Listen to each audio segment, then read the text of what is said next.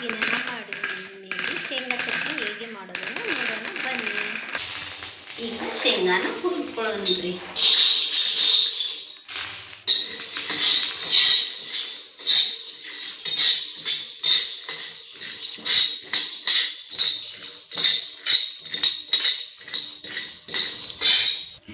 ಈ ರೀತಿ ಕೆಂಪಾಗ್ಬೇಕ್ರಿ. ಈ ರೀತಿ ಶೇಂಗಾ ಹುರ್ಕೋಬೇಕ್ರಿ.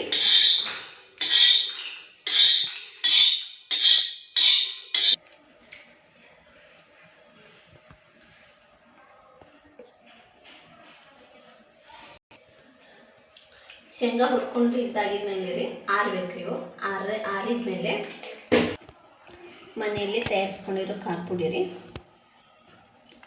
2 ಚಮಚ ಹಾಕ್ತೇನೆ ರೀ. ಒಂದು ಸ್ವಲ್ಪ ಟಾಟಾ ಉಪ್ಪು ಹಾಕ್ಕೊಂತೇನೆ ರೀ. ಕರಿಬೇವಿನ ಸೊಪ್ಪು, ಬೆಳ್ಳುಳ್ಳಿ ಹಾಕ್ತೇನೆ ರೀ,